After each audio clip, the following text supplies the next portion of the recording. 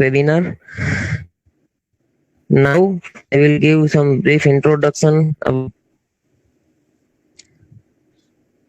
So Piyush Bhai Chawda, Dr. Piyush Bhai Chawda is master in Gujarati, and today itself he is going to deliver this session in Gujarati language. So I will give you some brief introduction about him in Gujarati language only. So doctor Piyushbhai Chavda કે જે PK Kotawala arts college Patan ઉત્તર ગુજરાતમાં ગુજરાતી વિષયના અધ્યાપક તરીકે ફરજ બજાવે છે અત્યારે, અને તે એક સક્રિય સાહિત્યકાર અને અધ્યાપક છે. પાટણમાં સાહિત્યિક કાર્યક્રમ થાય એ માટે તે સતત પ્રયાસ કરે છે અને એક નવું સાહિત્યિક વાતાવરણ પ્રયાસોથી આકાર પામી રહ્યું છે. તે સતત નવું શીખવા પ્રયત્નશીલ છે. તેના ફળ સ્વરૂપ તેનો અભ્યાસ આજે અધ્યાપક બન્યા પછી પણ સતત ચાલુ રહ્યો છે. એમની શૈક્ષણિક લાયકાત education qualification BA, B.Ed, MA, MPhil, PhD, MS લેટ, UGC નેટ, JRF અને હાલ સાહિત્યને વધુ પામમાં સમજવા તેઓ બીજી વાર PhD કરી રહ્યા છે, જે ખૂબ બિરદાવવા જેવી વાત છે. Is doing PhD for the second time also. So now I am handing over this session to the Piyushbhai Chavda. Piyushbhai તમે ચાલુ કરી શકો છો, વાંધો નથી. ઓકે જીતેનભાઈ, ખૂબ ખૂબ આભાર. સૌ પ્રથમ તો પારુલ યુનિવર્સિટી ઇસી ડિપાર્ટમેન્ટ વિભાગ વતી જે મને એન્જિનિયરિંગના વિદ્યાર્થીઓ વચ્ચે આ રીતે સ્પર્ધાત્મક પરીક્ષા સંદર્ભે જે વેબિનાર સિરીઝમાં આમંત્રણ આપ્યું છે તે બદલ સર્વ ટીમનો આભાર માનું છું. આ રીતના આયોજન કરવા અને એને સફળતાપૂર્વક કરવા એ ખૂબ અઘરી બાબત હોય છે. અમે કોલેજ સાથે અને આવા વેબિનાર સાથે જોડાયેલા હોઈએ છીએ એટલે આ બધું સમજી શકીએ છીએ. ખાસ વિદ્યાર્થી લક્ષી આ જે પ્રવૃત્તિ થઈ રહી છે એ બિરદાવા લાયક છે. ફરીથી પારુલ યુનિવર્સિટી અને ઇસી ડિપાર્ટમેન્ટ નો આભાર માની અને મારી વાત રજૂ કરું છું. આવે છે ને મારો અવાજ? કમ્ફર્ટેબલ સંભળાય છે ને બધું? હા સર, ઓકે છે, વાંધો નથી, બધું કરું. ઓકે ઓકે હા. આજે 1 કલાકની અંદર મને જે વિષય ફાળવવામાં આપ્યો છે એને ન્યાય આપવાની કોશિશ કરીશ. આજે એન્જિનિયરિંગના વિદ્યાર્થીઓ માટે તો છે જ છે આ, પરંતુ આ એક વિશાળ પ્લેટફોર્મ થકી સ્પર્ધાત્મક પરીક્ષામાં જેને પણ સફળતા મેળવી છે કે જેને પણ રસ છે એ કોઈ પણ પ્રવાહના હોય એ વિદ્યાર્થીઓને ઉપયોગી થાય એવી વાત આપણે આ 1 કલાકમાં કરવાનો પ્રયાસ કરીશું. આખી વાત હું એ રીતે મૂકીશ કે જુદી જુદી સ્પર્ધાત્મક પરીક્ષાઓ આપી અને તમે તમારું જે ફ્યુચર છે એને બ્રાઇટ કરી શકો છો. હકીકતે આપણી અંદર ઘણી બધી શક્તિ પડેલી છે, પરંતુ એ પ્રોપર ગાઈડન્સના અભાવે અથવા આત્મવિશ્વાસના અભાવે આપણે એ લક્ષ્ય સુધી પહોંચી શકતા નથી. તો આ જે સેશનમાં મારે જે વાત કરવાની છે એ આમ તો તલાટી મંત્રીથી લઈ અને બેંક, રેલવે કે પછી યુપીએસસી, જીપીએસસી બધી જ વાત થઈ શકે, પરંતુ આ ઓછા સમયમાં જે વિદ્યાર્થીઓ માટે આ આખો ઉપક્રમ ઉભો કરવામાં આવ્યો છે, જેમના માટે આ એક વેબિનારનું આયોજન કરવામાં આવ્યું છે, એ વિદ્યાર્થીઓને એટલે કે તમે સૌ જે હાલ આ વેબિનારમાં જોડાઈ ચૂક્યા છો એ બધા વિદ્યાર્થીઓને ઉપયોગી થઈ શકે એવી 2 કેડર કે જે 2 મહત્વની એક્ઝામ જીપીએસસી અને યુપીએસસી એને કેન્દ્રમાં રાખી અને આપણે આખી વાત છે એ રજૂ કરીશું. એટલે 1 કલાકના સમયમાં વધુમાં વધુ તમને માહિતી મળે, તમારા આત્મવિશ્વાસમાં વધારો થાય એ રીતે આપણે આ આખો ઉપક્રમ ચલાવીશું. હવે મારી વાતની હું શરૂઆત કરું તો સરે જીતેનભાઈએ પરિચય આપ્યો બરોબર છે. અધ્યાપક છું એટલે અધ્યાપન એ દરેક અધ્યાપકનો શોખ હોય છે અને હોવો જ જોઈએ. તો એ પ્રવૃત્તિ કરતા કરતા આમ તો ગુજરાતી લિટરેચર, ગુજરાતી સાહિત્ય એ વિષયનો હું અધ્યાપક છું આર્ટ્સ ફેકલ્ટીમાં, પરંતુ આ જુદી જુદી સ્પર્ધાત્મક પરીક્ષાઓમાં ક્યાંક ને ક્યાંક વ્યાખ્યાન આપવાનું બને છે એટલે આ મારો આમ ગમતો વિષય છે. અમારા વિદ્યાર્થીઓ પણ આ ઉપક્રમમાં જોડાણા છે, એનો વિશેષ આનંદ છે. સર કહેતા મને આનંદ થશે કે શ્રી અને Shrimati PK Kotawala arts college ઉત્તર ગુજરાતની જૂની અને નામાંકિત કોલેજ છે. ખૂબ જ વિદ્યાર્થીઓની સંખ્યા ધરાવતી આ કોલેજના વિદ્યાર્થીઓ પણ આ જોડાણા છે. એટલે અમારી સંસ્થાના વિદ્યાર્થીઓને પણ આ તમારો જે ઉપક્રમ છે ઉપયોગી થશે. અને સોશિયલ મીડિયા પર પણ આપણે આ જે ઉપક્રમ છે ખૂબ વાયરલ થયો છે અને બધા મિત્રોની ઇંતજારી હતી કે આ કાર્યક્રમ અંતર્ગત જોડાવું, તો એ બધા મિત્રોને આ ઉપયોગી થશે. તો વાત તો કરવી છે સ્પર્ધાત્મક પરીક્ષાની. તો સૌપ્રથમ એક વાત એ કે જીવનમાં કંઈક નક્કી જો ધ્યેય હોય તો જ આપણે આ એક્ઝામ પાસ કરી શકીએ. આ વસ્તુ એવી નથી કે આપણે આજે નક્કી કરી લઈએ અને કાલે પાસ થઈ જઈએ, કાલે એટલે કે થોડા સમયમાં. તો જે પાસ થાય છે એ વિદ્યાર્થીઓ છે તો આપણી જેવા જ, આપણે જેવું ખાય છે, પીએ છે, હરે છે, ફરે છે, તો એ લોકો પાસ થાય છે અને આપણે કેમ પાસ નથી થતા, અથવા કેમ આપણે થોડા પોઈન્ટ માટે, તમે આજુબાજુમાં તમારા મિત્રોને ઘણા બધાને કહેતા સાંભળ્યા હશે કે થોડા માર્ક માટે રહી ગયા, કે આ છે તે છે, ઘણા બધા નેગેટિવ વાતાવરણ ખૂબ છે. પરંતુ આજે આ 1 કલાકની અંદર આ જીપીએસસી અને યુપીએસસી એક્ઝામ વિશે તમને તમામ માહિતી મળી જાય અને તમે જીવનમાં એક લક્ષ્ય નક્કી કરો કે આપણે આ એક્ઝામ આપણે પણ ક્લિયર કરી શકીએ. અને ખાસ એન્જિનિયરિંગના વિદ્યાર્થીઓ છો એટલે ઇંગ્લિશ, ગણિત, આજે રીઝનિંગ ને એ બધી જે અંદરના મુદ્દાઓ છે એ બીજી સ્ટ્રીમના, બીજા પ્રવાહના વિદ્યાર્થીઓ કરતા તમારી અંદર એ સ્કિલ વધારે હોય. એટલે ખાસ બીજી એક્ઝામની વાત ન કરતા આ જીપીએસસી અને યુપીએસસી આજે મેઇન જે એક્ઝામ છે, આમ તો અહીં મને કહેવાનું મન થાય કે જેમ પંજાબી શાક હોય તો એની અંદર રેસીપીમાં ગ્રેવી એક જ હોય, પરંતુ અંદર જે તત્વો છે એ જુદા જુદા અલગ અલગ હોય. એ રીતે આ જે જીપીએસસી કયો કે યુપીએસસી કયો કે તલાટી મંત્રીથી માંડીને તમે બેંકની કે રેલવેની કોઈ પણ એક્ઝામની વાત કરો તો દરેકની અંદર જે મૂળ વસ્તુ છે, ગણિત, અંગ્રેજી, જે બેઝિક વિજ્ઞાન છે, તો આ બધું તો એક જ રહેવાનું છે.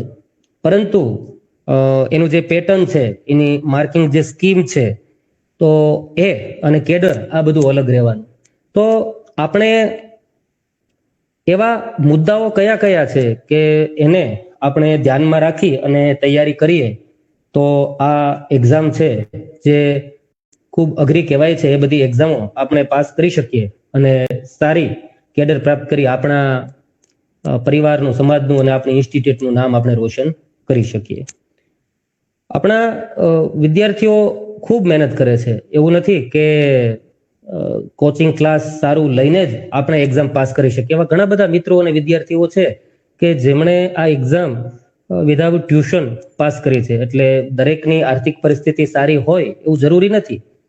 એટલે એવું મનમાં તો ઘણા બધા નેગેટિવ વાદળો આપણા મનમાં હોય છે કે આ એક્ઝામ 50-60 હજાર કે લાખ રૂપિયા ફી ભરી અને આપણે ટ્યુશન મેળવીએ તો જ પાસ થઈએ, એવું બિલકુલ નથી. એટલે પહેલી વાત તો એ કે આપણે માનસિક રીતે તૈયાર થવાનું છે કે આ એક્ઝામ હું પાસ કરી શકું. એ કોઈ પણ એક્ઝામ હોય, તમને જે તમારા અંદરથી અવાજ આવે, અંદરથી અવાજ મીન્સ તમને તમારી જાતને તમે પૂછો કે મારે શું બનવું છે, તો એ અંદરથી તમને અવાજ આવે કે મારે આઈએએસ પાસ કરવી છે, કલેક્ટર થવું છે, મામલતદાર થવું છે, બેંકમાં જવું છે, તો એ તમારી અંદરથી જે અવાજ આવે અને એ અનુસાર ખાસ અવાજ આવે તો જરૂરી છે, પણ એ અનુરૂપ તમારી અંદર સ્કિલ છે કે કેમ એ પણ તમારે ચકાસવાનું છે. ઘણીવાર એવું બને કે અંદરથી તમને એમ થાય કે મારે વહીવટી વિભાગમાં જવું છે અને કલેક્ટર બનવું છે, પણ એ અનુરૂપ અમુક સ્કિલ કે જે બેઝિક અધિકારીમાં હોવી જોઈએ એ વસ્તુ આપણામાં ન હોય તો આપણે ગમે એટલી મહેનત કરીએ તો એ દિશામાં જઈ શકીએ નહીં. તો પહેલા આપણી જાતને ઓળખવાની, આપણે આપણા અંદરથી શું અવાજ આવે છે, આપણે શું બનવું છે એ નક્કી થઈ ગયા પછી આપણે એને અનુરૂપ રસ્તો શોધી અને આગળ વધવાનું છે. તો ખાલી શરૂઆતમાં આપણે પેટર્ન આ સેશનની અંદર બધી જ વાત કરવી છે. કઈ રીતની પેટર્ન હોય છે, એનો સિલેબસ શું હોય છે, કેટલી કલાક હોય છે, કેટલા માર્ક્સ હોય છે, એ સિલેબસના મુદ્દા કયા કયા છે, ઇન્ટરવ્યુનું માધ્યમ કયું હોય છે, આ બધી જ વાત આપણે કરવી છે. પણ શરૂઆતમાં આ બધી જ એક્ઝામ માટે જરૂરી જે વાત છે એ મુદ્દા મારે થોડા મૂકવા છે અને પછી આ એક્ઝામની પેટર્ન એના વિશે આપણે વિગતે વાત કરવી છે. તો શરૂઆત એ મુદ્દાથી કરીએ કે આપણે થાકવાનું નથી. પહેલી વાત તો એ કે આ એક્ઝામ મેં શરૂઆતમાં જ વાત કરી કે જો તમે 1 મહિનો 2 મહિના કે 3 મહિના મહેનત કરીને થાકી જતા હોય, એ તમારી તાસીર હોય અને તમે એટલી જ કેપેસિટી આપણી હોય તો આ એક્ઝામ આપણા માટે નથી. એ ક્લિયર છે. આ કડવું છે પણ સત્ય છે કે આપણે આપણો સ્વભાવ પણ ચકાસવાનો છે કે આપણે જેમ કહેવાય છે ને કે ટોચ પર જવું હોય તો એમ સંઘર્ષ વધારે હોય તો મારે સારી સિદ્ધિ મેળવવી છે અને આ સારી કેડર મેળવવી છે તો સ્પર્ધા પણ એટલી જ હોવાની.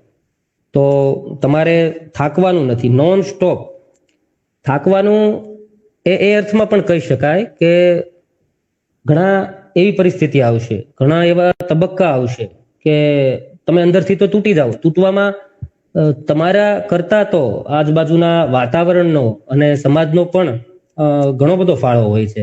તમે એક એક્ઝામ એકવાર આપો અને નાપાસ થાવ અને તમે એન્જિનિયરિંગમાં પણ એ અનુભવ્યું હશે કે રિઝલ્ટ ધારા કરતા થોડું નબળું આવે તો આસપાસ આપણને કેવું બધું સાંભળવા મળતું હોય છે. તો પહેલી વાત તો કે એ જે નિરાશાના આવરણ મળે છે આપણને આજુબાજુમાંથી, એને દૂર કરવા એ આપણામાં એક ક્ષમતા હોવી જોઈએ કે એ વાદળો જેમ આવે અને જાય જતા રહે, એ વિખરાય જ જવાના છે. વાદળો કાયમી જે છે નિરાશાના, સુખ કે દુઃખ એ કોઈ કાયમી સ્થિતિ નથી.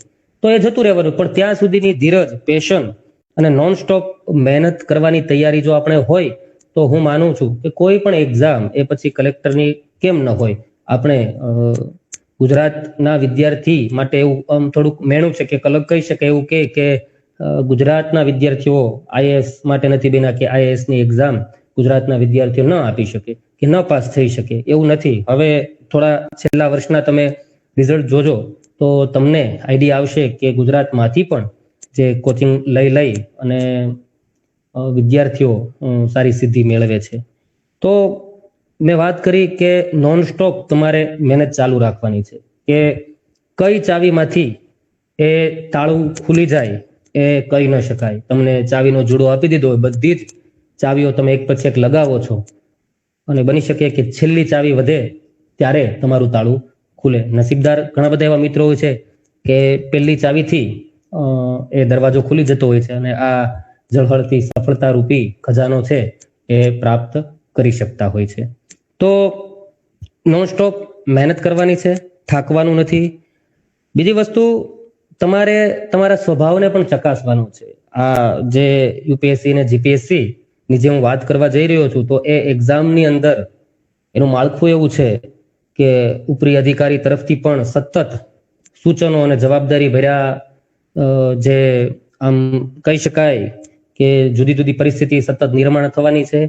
નીચલા લેવલથી તમે વચ્ચે છો, નીચેના લેવલે તમે જે કામ આપો છો એ બરાબર થતું નથી અને ઉપરથી પ્રેશર વધતું જાય છે. તો આવી પરિસ્થિતિમાં તમે રહેવા ટેવાયેલા છો કે કેમ, તે તમારે તમારો નેચર પણ તપાસવાનો છે.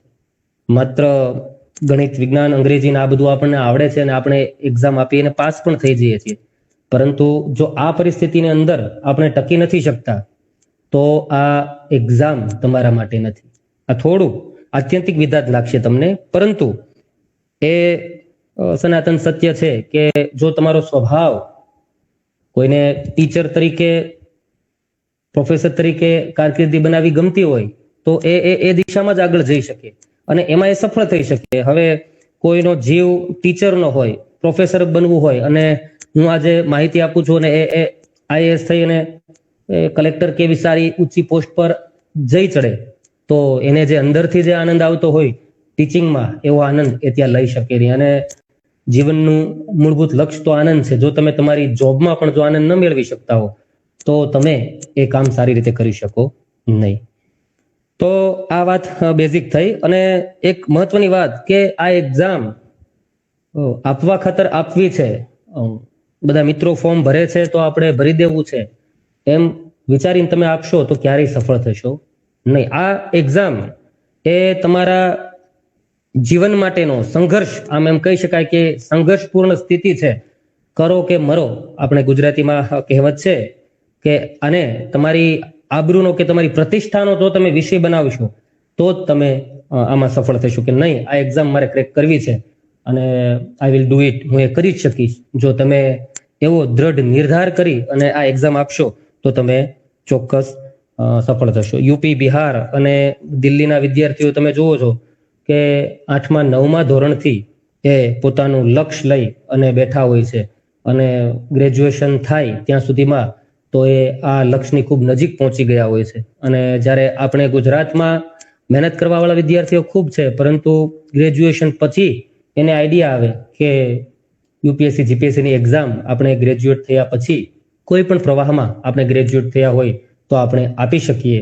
આ વાત એ લોકોને 8મા 9મા ધોરણથી ખબર છે, જ્યારે આપણી કમનસીબી છે હોશિયાર વિદ્યાર્થીઓ પણ છે, પણ જ્યારે સરેરાશ આપણે વાત કરીએ છીએ ત્યારે આપણા વિદ્યાર્થીઓને ખબર નથી હોતી અને આપણી જે શરૂઆત છે એ લેટ થતી હોય છે અને હંમેશા મોડી શરૂઆત ઘણું બધું આપણે એમાં ગુમાવી ચૂકીએ છીએ અને આપણે ધાર્યા લક્ષ્ય સુધી એ પહોંચી શકતા નથી. ખાસ હવે આપણા મેઇન ફોકસ પર આવીએ કે જે તમે જે બધા ખાસ તો એન્જિનિયરિંગના જે વિદ્યાર્થીઓ છે એમના માટે આ બંને એક્ઝામ એટલા માટે ઉપયોગી છે અને પાસ થવાના ચાન્સીસ એટલા માટે વધી જાય છે કે ગણિત, અંગ્રેજી અને જે લોજિકલ જે સ્થિતિ છે એ કોયડા છે એ સોલ્વ કરવાની જે ક્ષમતા છે, હું માનું છું કે આર્ટ્સ કે બીજા પ્રવાહના વિદ્યાર્થીઓ કરતા તમારામાં જે એન્જિનિયરિંગના વિદ્યાર્થીઓ છે એમાં આ ક્ષમતા વધારે હોય છે. એટલે જે કહું ધ્યાનથી સાંભળજો તમે કે આ એક્ઝામ પાસ થવાના ચાન્સીસ બીજા વિદ્યાર્થીઓ કરતા તમારામાં એટલા માટે એ વધી જાય છે. બીજી વસ્તુ ખાસ કહેવાની, હવે આપણે મેઇન મુદ્દા ઉપર અને જે આખી પેટર્ન એ ઉપર જઈએ છીએ એ પહેલા એક બીજી વાત ખાસ કહી દઉં કે આની અંદર તમે કોઈ પણ એક લક્ષ્ય તો તમે નક્કી કર્યું ચાલો મારે કલેક્ટર થવું છે, પરંતુ એ લક્ષ્ય ક્યારેક ન પણ મળે, એના કરતા નીચેની કેડર આપણને મળે તો પણ એ આપણે સ્વીકારી અને ધીરે ધીરે આગળ વધવું. ઘણીવાર આપણા વિદ્યાર્થીઓની એ મુશ્કેલી રહી છે કે ધાર્યું પરિણામ ન મળે તો એ કેડર એ ન મળે તો એ સ્વીકારતા નથી અને પછી આ બધી એક્ઝામ અનિશ્ચિતતા વાળી હોય છે. આ વખતે પેપર જેવા નીકળ્યા એ રીતે વિદ્યાર્થીઓની તેજસ્વીતાને આધારે એનું રિઝલ્ટ આવતું હોય છે. બીજી વાર તમારી કાં તો મહેનત ઓછી પડી અથવા તમારી મહેનત છે પણ પેપર અઘરા નીકળ્યા તો બીજી વાર આપણે આ જ એક્ઝામ એટલા જ રેન્ક સાથે પાસ થાય જ એવું બની શકે નહીં. થઈએ તો સારી વાત છે, પરંતુ આ બધી અનિશ્ચિતતા સ્વીકારીને પણ આપણે આપણો માર્ગ નક્કી કરવાનો હોય છે. દાખલા તરીકે એક સામાન્ય ઉદાહરણ આપું કે આપણને બરોબર છે આપણે જે અંદર લાયકાત છે ને આપણી ઈચ્છા શક્તિ છે એ પ્રમાણે આપણને સ્થાન ન મળે તો ખૂબ દુઃખ થાય અને એ પોસ્ટ પર આપણે પૂરા ઉત્સાહથી કામ ન કરી શકીએ, સ્વાભાવિક છે. પરંતુ વર્તમાન સમયની જે માંગ છે, જે અનિશ્ચિતતા છે અને ગળાકાપ હરીફાઈ છે, તમારું ફિલ્ડ હોય એન્જિનિયરિંગનું હોય, આર્ટ્સ હોય, કોમર્સ હોય કે સાયન્સ હોય, કોઈ પણ ફિલ્ડની અંદર આજે ગળાકાપ હરીફાઈ છે. જો આની અંદર ટકવું હશે તો કોઈ એક જ વસ્તુ ને તમે કે આ વસ્તુ મને મળે તો જ મારે મેળવવી છે, બાકી એ નથી મેળવવું એમ કરીએ તો ડિપ્રેશન અને ડિપ્રેશન પછી એ આપણે આપણી જે આખી ધૈર્ય શક્તિ છે ગુમાવી બેસી અને આપણે કોઈ પણ કેડર આપણને પ્રાપ્ત ન થાય એવું બની શકે. તો ખાસ જે પોસ્ટ મળે તૈયારી તો આપણે કહેવાય છે ને કે વૃક્ષ છે એની છેલ્લી ડાળને પકડવા માટેનું આપણે લક્ષ્ય રાખવાનું છે. તો છેલ્લી ડાળને પકડવાનું વૃક્ષ રાખશું તો આગળની જે શરૂઆતની નીચે નમેલી જે ડાળ છે એ તો આપણને પ્રાપ્ત થવાની જ છે. આ ડાળની વાત જે છે પ્રતિકાત્મક છે, તો એ કેડરના રૂપમાં તમે લઈ શકો કે કોઈ પણ. હવે મારું એક સામાન્ય ઉદાહરણ આપી અને આપણે વાતની શરૂઆત કરીએ. મારે શરૂઆતની અંદર પ્રોફેસર બનવું હતું અને એ લક્ષ્ય હતું, પરંતુ એ 12મા ધોરણની અંદર ભણવાનું આર્ટ્સ, આમ તો સાયન્સ ને કોમર્સ ને ઘણું બધું રાખવાનું શિક્ષકોએ કીધું. 10મામાં 85% હતા, પણ મને આર્ટ્સ લાઈન ગમતી હતી અને લિટરેચરનો ભાઈ જીતેનભાઈએ વાત કરી એ રીતે વિવેચન ને સર્જન ને ગઝલ લખવીને આ બધું ગમતું હતું. તો એ લક્ષ્યમાં ધીરે ધીરે આગળ વધ્યો, બનવું હતું પ્રોફેસર, પરંતુ એ ક્યારે જાહેરાત આવે, ક્યારે આપણે એમાં એપ્લાય થઈએ, એ સ્પર્ધામાં આપણો વારો આવે કે ન આવે, એ બધા જ પ્રશ્નો હતા.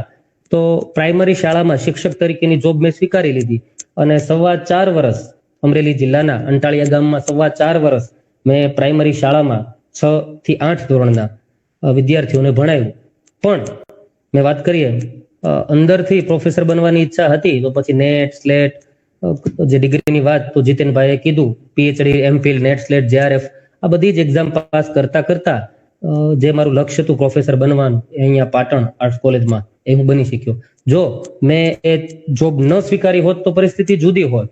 સમાજના જે મેં વાત કરી ને, આટલું ભણ્યા છતાં નોકરી ન મળી અને આવા બધા ઘણું બધું આપણે સંઘર્ષ કરી અને સાંભળવાનું થાય, તો એ આપણે સહન ન પણ કરી શકીએ. તો આ કહેવાનું ખાસ કે જે જોબ મળે છે એ જોબ મેળવી અને આપણે ડબલ ઉત્સાહથી કામ, આપણું જે અંતિમ લક્ષ્ય છે ત્યાં સુધી પહોંચવા માટે આપણે કરવાનું છે.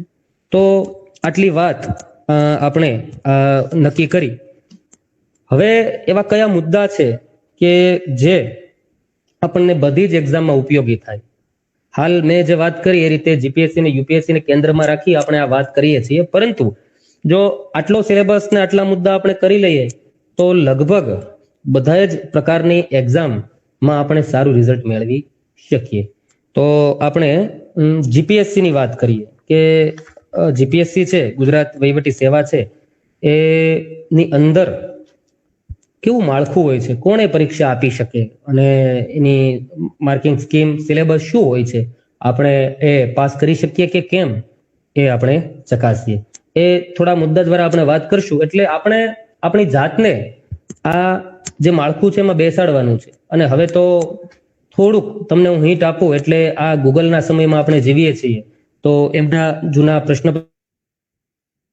પરથી ડાઉનલોડ કરી શકો અને તમે એ જુદા જુદા સોર્સ પરથી એ વધારે માહિતી તમે પ્રાપ્ત કરી શકો. આજે 1 કલાકની અંદર મારું જે કામ છે એ આ દિશા તરફ તમને સૌને અભિમુખ કરવા, એટલે કે એ રાહ ચીંધવાનો છે. આમ તો ઘણા બધા વિદ્યાર્થીઓ ગૂગલના માધ્યમથી આ બધું જાણતા હશે, પરંતુ જે અમુક બાબત મારે ખાસ કેવી છે કે આટલી વસ્તુ આપણે જો તૈયાર કરી લઈએ તો આ એક્ઝામ આરામથી આપણે ક્રેક કરી શકીએ. અને બીજી વાત કે કોઈ પણ માધ્યમથી તમને સારું કે સારી માહિતી જે કાંઈ મળે, હવે તો યુટ્યુબમાં પણ ખૂબ બધું આને લગતું મટીરિયલ મળે છે. તો સ્વવિવેકથી કયા કયા મુદ્દા આપણે અત્યારે વાત કરીશું, તો એ મુદ્દાઓ સ્વવિવેકથી તમારે તપાસી, ઘણી બધી યુટ્યુબ ચેનલો છે, એમાં તમને સારા લાગે એ તમે જોઈ શકો છો.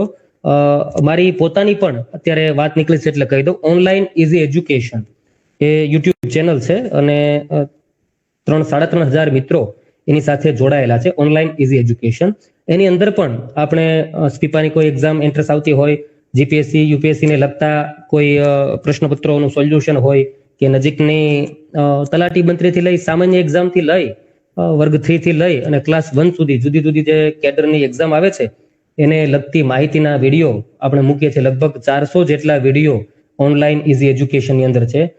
છેલ્લા 6 થી 8 મહિનાનું તમને એમાં કરંટ અફેર્સ પણ મળશે. તો આ બધા જ મુદ્દા આપણે ઓનલાઈન ઇઝી એજ્યુકેશન મારી ચેનલ છે એની અંદર પણ મૂક્યા છે, તમે એ જોઈ શકો છો. જો તમને ગમે તો એ માધ્યમથી પણ આપણે જોડાયેલા રહી શકીશું. આ ટેકનોલોજીની મજા છે, 1 કલાકની અંદર મારું વ્યાખ્યાન તો પૂરું થશે, તમે જે ગ્રહણ કરવાનું છે તો કરી લેશો, પરંતુ લાઈફ ટાઈમ કે જ્યાં સુધી તમારું લક્ષ્ય સિદ્ધ ન થાય ત્યાં સુધી કનેક્ટ રહેવા માટેનું આ ડિજિટલ માધ્યમ છે, વરદાન રૂપ છે.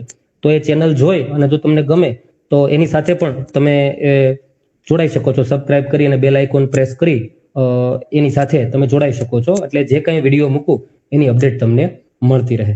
હવે આપણે ખાસ જીપીએસસી ની વાત શરૂ કરીએ કે એની અંદર કોઈ પણ વિષયમાં સ્નાતક હોય, સ્નાતક એટલે કે ગ્રેજ્યુએટ, એ આ એક્ઝામ છે એ આપી શકે છે.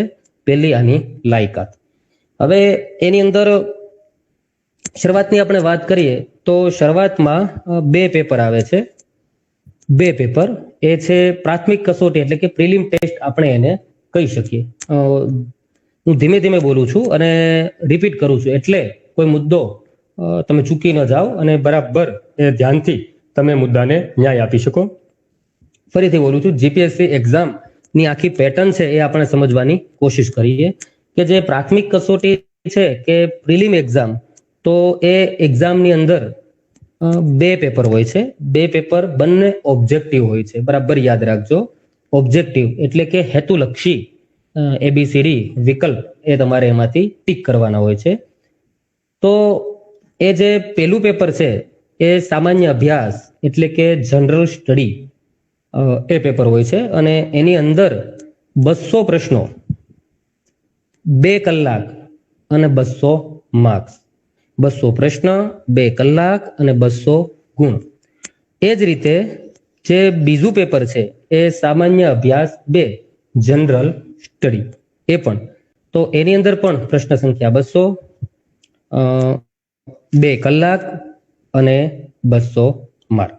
તો આ જે છે એ તમે 400 માર્ક છે એ ટોટલ છે અને આ જે ટોટલ છે એના આધારે તમારી જે મેઇન એક્ઝામ છે એનું જે રિઝલ્ટ છે એના આધારે તમે આ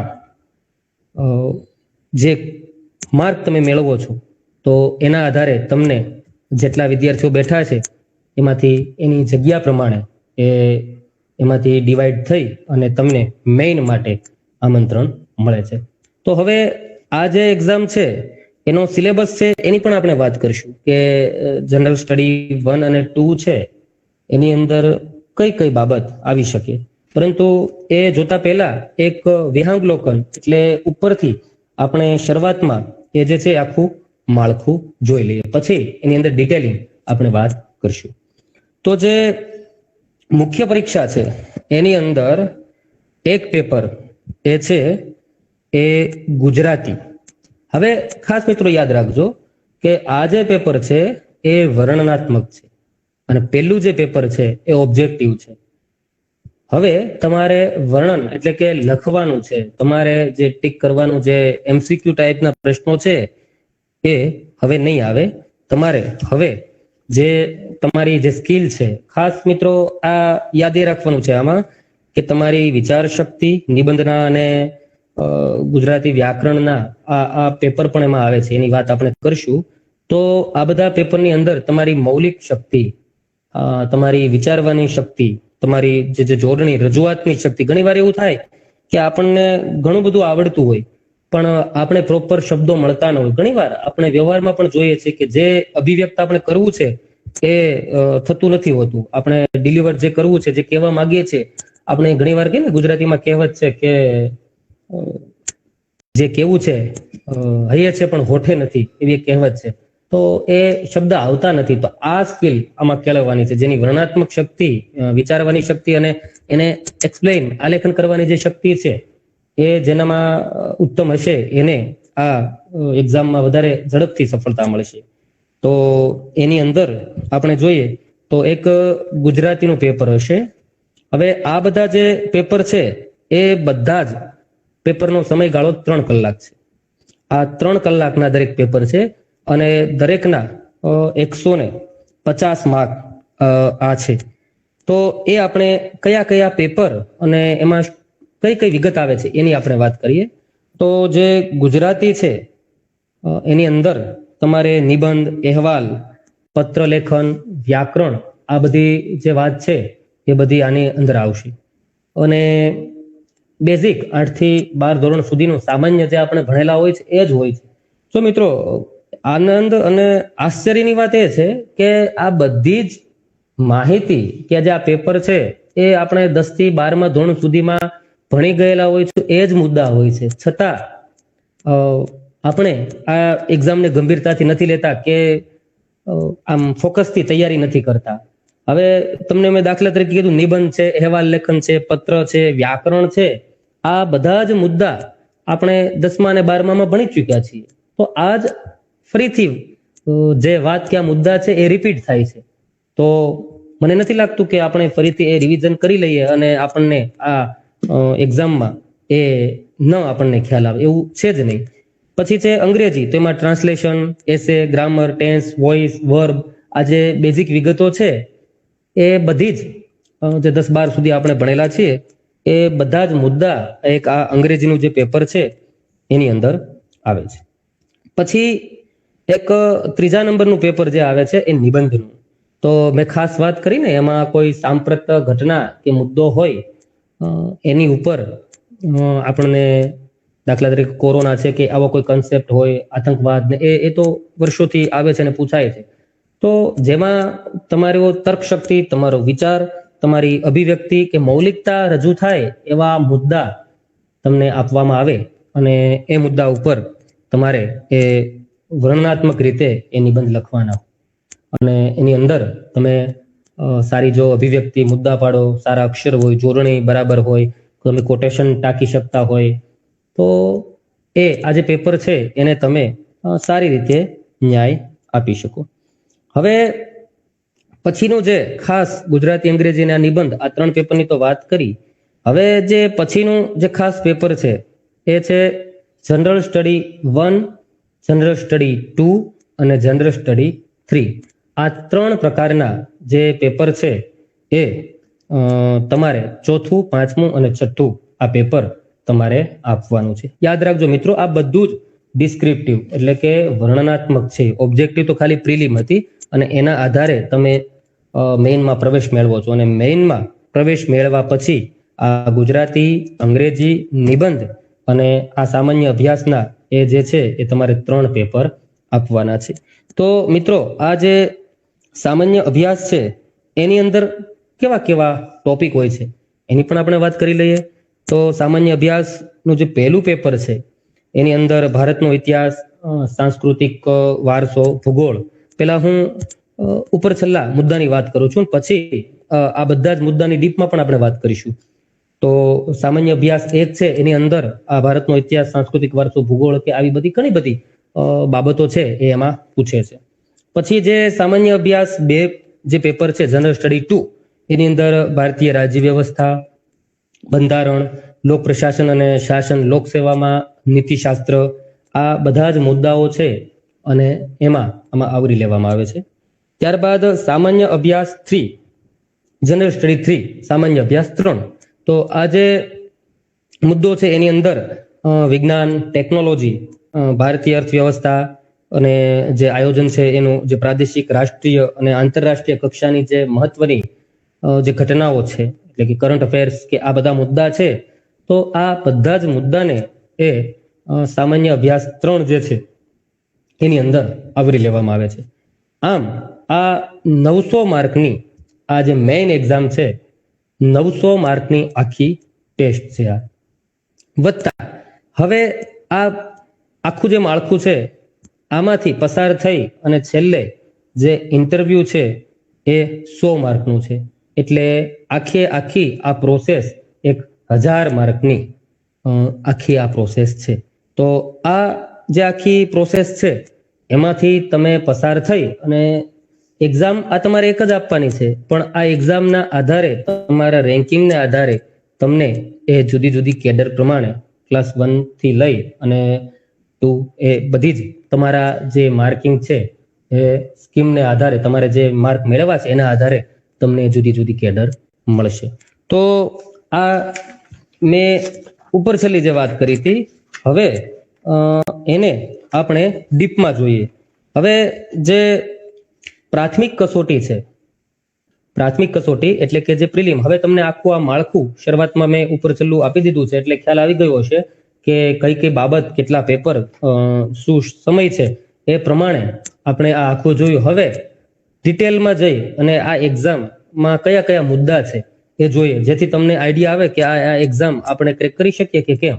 મેં વાત કરીને આ મુદ્દા અઘરા નથી, પરંતુ પુનરાવર્તન માગી લે એવા છે, તમારી મૌલિક શક્તિ ચકાસી લે એવા છે, તમારી જે અભિવ્યક્તિ છે એ ચકાસી લે એવા બધા મુદ્દા છે. એટલે તમે જે ભણેલા જ છો અત્યાર સુધી, અમુક પેપર તો આપણે જે વાત કરી 10મા કે 12મા લેવલ સુધીનું જ છે, ત્યાં સુધીનું બધું આપણે જાણતા હોઈએ છે. માત્ર આપણે એ ધૂળ ખંખેરવાની, એમ કહી શકીએ કે માત્ર એ રિવિઝન કરવાની જરૂર હોય છે. જો એ રિવિઝન કરી લઈએ અને ચોક્કસ ટાઈમ ટેબલ બનાવી અને આ દિશામાં આગળ વધીએ તો ચોક્કસ આપણને સફળતા મળે. તો જે પ્રિલિમ એક્ઝામ હતી, જે ઓબ્જેક્ટિવ, હેતુલક્ષી જે વાત મેં કરી, એ સામાન્ય અભ્યાસ 1 અને સામાન્ય અભ્યાસ 2 એ જે પેપર એ જે 120 મિનિટ એટલે કે 2 કલાકના આ જે પેપર છે અને 200 પ્રશ્ન છે અને માર્ક 200 છે, બરોબર. એના વિશે વાત કરીએ કે એની અંદર ઇતિહાસ છે તો કયો ઇતિહાસ પૂછી શકે, તો એમાં સિંધુ ખીણની સભ્યતા, એ જો આ મુદ્દાઓ આપણે 8મા 9મા સમાજ વિદ્યામાં આવતા, આ મુદ્દા હું આખું આ લિસ્ટ કે આ મુદ્દા બોલવાનું કારણ એ છે, આમ તો તમને નેટ ઉપરથી આ બધું મળી રહે, પરંતુ આ એવા મુદ્દાઓ છે તમને અત્યારે રજૂ કરવાના તમારી સામે આશય એ છે કે આપણી અંદરથી આળસ દૂર થાય અને આપણને કોન્ફિડન્સ આવે કે આ મુદ્દા તો મેં 5 વર્ષ પહેલા 7 વર્ષ પહેલા ક્યાંક ને ક્યાંક વાંચેલા છે, આ તો મને આવડે છે. તો એ આપણે કરવાનું છે. તો કે સિંધુ ખીણની સભ્યતા, એની લાક્ષણિકતા, સ્થળ, સમાજ, સાંસ્કૃતિક ઇતિહાસ, કળા, ધર્મ અને એ જે આખી સિંધુ ખીણની સભ્યતાની અને આપણા ગુજરાતના જે પેલા એના અવશેષો ને એ બધી વાત હતી જે મળ્યા હતા, તો એ બધા મુદ્દા ઇતિહાસની અંતર્ગત, ઇતિહાસ અને એની અંદરના બધા પેટા મુદ્દાની હું વાત કરી રહ્યો છું. વૈદિક યુગ છે, જૈન ધર્મ, બૌદ્ધ ધર્મ, ત્યારબાદ ભારત પરના વિદેશી આક્રમણો થયા અને એનો જે પ્રભાવ આપણે ઝીલો એની વાત આવે. મૌર્ય અને ગુપ્ત સામ્રાજ્ય, તેમનું વહીવટી તંત્ર, સામાજિક, ધાર્મિક અને જે આર્થિક પરિસ્થિતિઓ છે, કલા, સ્થાપત્ય, સાહિત્ય, વિજ્ઞાન અને ટેકનોલોજી, આ બધા મુદ્દા એની અંતર્ગત આવી શકે. પછી કનિષ્ક, હર્ષ અને દક્ષિણ ભારતીય જે રાજવંશો છે એની વાત પણ આમાં આવે. ભક્તિ આંદોલન, સૂફીવાદ, ગઝલ સાથે જે મિત્રોને રસ હશે ને ગઝલમાં, તો એ સૂફીવાદ એ પરંપરાનો એમને ખ્યાલ હશે, તો એ મુદ્દા ગુજરાતમાં ચાવડા, સોલંકી અને વાઘેલા રાજવંશો, જે જુદા જુદા વંશો આવ્યા અને એને જે રાજ કર્યું, શાસન કર્યું, એની સારી અને નબળી જે કઈ બાબતો કે પાસા છે એના વિશે પ્રશ્નો આવી શકે. વહીવટી તંત્ર, આર્થિક પરિસ્થિતિ, સમાજ, ધર્મ, સાહિત્ય, કલા, આ બધી જ વાત જે અગાઉ આવી એ જ વસ્તુ આ ફરીથી અહીં રિપીટ થાય છે એ આ વંશના સંદર્ભમાં. ત્યારબાદ મુઘલ, મરાઠા, પછી જે જુદી જુદી વેપારી કંપનીઓ આપણે ત્યાં આવી, તો બંગાળ, મૈસૂર, મરાઠા, હૈદરાબાદ, આ એ વિશેષ જે સંદર્ભ છે એને કેન્દ્રમાં રાખી અને એ પ્રશ્નો પૂછાઈ શકે. વાઇસ રોજ, ગવર્નર જનરલ, આ બધા મુદ્દાઓ છે પેટા મુદ્દા, એ પણ એમાં આવરી લેતા હોય છે. 1857 નો જે સ્વાતંત્ર્ય સંગ્રામ છે તેનો ઉદ્ભવ, સ્વરૂપ, કારણો, તો આ બધા મુદ્દા આમ ગોખવાના નથી, પરંતુ આ આખી વાત આપણને ખ્યાલ હોય તો કોઈ પણ રીતે તમને પૂછી શકે અને એ તમને ઉપયોગી થઈ શકે. 19મી સદીમાં ભારત અને ગુજરાતમાં ધાર્મિક અને સામાજિક સુધારા આંદોલનો છે. સૌરાષ્ટ્ર, કચ્છ, ગુજરાત, દેશી રાજ્યોના જે સુધારાવાદી પગલા છે, ગાયકવાડ, પછી ગોંડલના ભગવતસિંહજી, મોરબીના વાઘજી, બીજા ભાવનગરના ભાવસિંહજી, આ ટૂંકમાં બધા જે મુદ્દાઓ છે એની અંદરથી તમને આમાં ડીપમાં પ્રશ્નો પૂછી શકે. એટલે ઓબ્જેક્ટિવ ભલે રહ્યું આ પેપર, પરંતુ આપણે ડિસ્ક્રિપ્ટિવ લખવાની તૈયારી સાથે જો આ પેપરની તૈયારી કરીએ તો એમાં આપણને સફળતા મળે. કોઈ પ્રશ્નો સીધા એવા ન પૂછે કે XYZ વ્યક્તિનો જન્મ ક્યારે થયો છે, કે એ પર્ટિક્યુલર સાલ હોય તો આપણે ટીક કરીએ અને આપણને માર્ક્સ મળી જાય, પરંતુ આ મુદ્દાઓ એકબીજા સાથે એવી રીતે સંકળાયેલા હોય કે જો જોડકા 4 આપી દે અને તમારે યોગ્ય ક્રમમાં એને ગોઠવાના હોય અને ABCD એ રીતે ઓપ્શન આપેલા હોય, તો જો તમને 2 જોડકા આવડતા હોય અને 2 જોડકા ન આવડતા હોય તો તમે આ આખો પ્રશ્ન સારી રીતે જજ ન કરી શકો અને આપણે એમાં નિષ્ફળ જઈએ. તો ઝીણામાં ઝીણી વિગત છે એ તમારે આમાંથી તમને પૂછી શકે, એટલે એ માટે તમારે ખૂબ ઝીણવટથી, ભલે હેતુલક્ષી રહ્યું, પરંતુ તમારે એને વર્ણનાત્મક લખવાનું છે એ રીતે તૈયારી કરી. ઘણા શું કરે છે કે બજારમાં ગાઈડ મળે અને ઓબ્જેક્ટિવ વાંચ્યા કરે અને પછી થાકી જાય ને નિરાશ થઈ જાય કે આપણે સફળ ન થયા, પરંતુ એના માટે જે પ્રોપર તૈયારી કરવી જોઈએ એ આપણે ન કરીએ તો એ આપણને નિષ્ફળતા મળે. પછી જે સાંસ્કૃતિક વારસો, એટલે જે ગુજરાતની બોલીઓ છે, નાટકો, ગીતો, નાટ્ય મંડળી, આદિવાસી જનજીવન, તહેવાર, મેળા, જે પોષક જે ધાર્મિક વિધિઓ છે આપણી, પછી ગુજરાતના તીર્થ સ્થળો અને પર્યટન સ્થળો છે, પછી જે સાંસ્કૃતિક વારસામાં કળા, સ્વરૂપ, સાહિત્ય, શિલ્પ, સ્થાપત્ય, આ બધા જ મુદ્દા આ જે હેતુલક્ષી જે પેપર છે એની અંદર, જે પેપર 1 છે એની અંદર આ બધું આવી જાય. ત્યારબાદ ભારતીય રાજ્ય વ્યવસ્થા, બંધારણ, સામાજિક ન્યાય અને આપણા આંતરરાષ્ટ્રીય જે સંબંધો છે એને લગતી વાત, એને લગતા મુદ્દા આ પેપરની અંદર આવે છે.